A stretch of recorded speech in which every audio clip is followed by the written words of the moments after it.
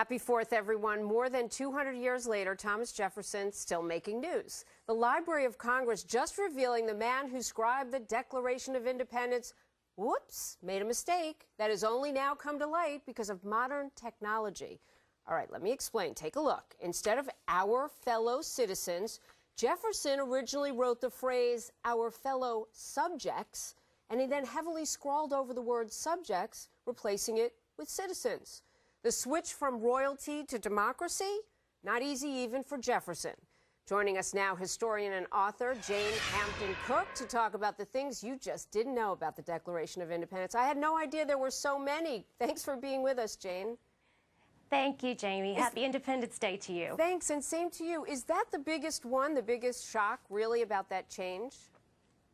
You know, I think that is a big shock about Thomas Jefferson scratching out the word subjects and replacing it with the word citizens. But it was indicative because we were changing from royalty to representation. It was gone with Long Live the King and embracing we, the citizens of a free and independent states. And I saw the same thing when I was doing research for my book, Stories of Faith and Courage from the Revolutionary War. Samuel Adams did the same thing. He had written colonies when talking about the Declaration of Independence in his letter, and he scratched it out and he wrote, well, as I should say now, states.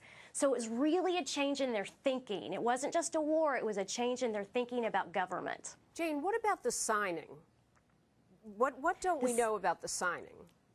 Well, we tend to think that July 4th is the day that they signed the Declaration of Independence in 1776 because there's a painting that sort of indicates that. But in fact, that was the day they adopted it. They voted on it. But they didn't sign it until August 2nd. And I think the reason what's so exciting about July 4th being the day is they were so ready to declare independence that they adopted it. They took Jefferson's copy over to a printer in Philadelphia, and overnight he typeset it and printed maybe as many as 200 copies to begin distributing to people throughout the states. And they were just in a hurry. They didn't have time to wait for everybody to sign it on a really pretty piece of paper. And so that's why July 4th is our birthday and not August 2nd. So substance over form. It didn't need to be pretty, but boy, so much substance. Yes. That picture we showed, though, of everybody in the room signing, did that never happened?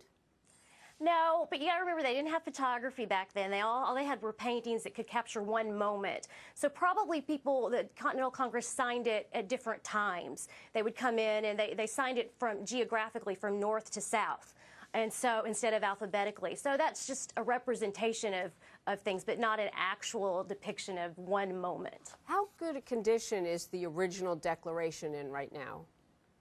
Well, the original Declaration of Independence, there's only one original signed copy, and it hangs in the National Archives. It is very fragile, it is very faded, but it is in the best protective hands possible. The glass doesn't even touch the paper.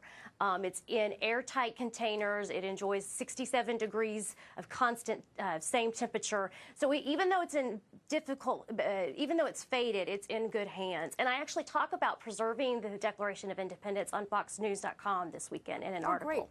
Great to know. Jane Hampton Cook, a historian and an author, and your latest book is also on your website. It's called Stories of Faith and Courage from the Revolutionary War. It's available at janecook.com. Lots of great information today. Eric and I are both nodding, thinking, wow, we're so glad we know that now. Thank you so much.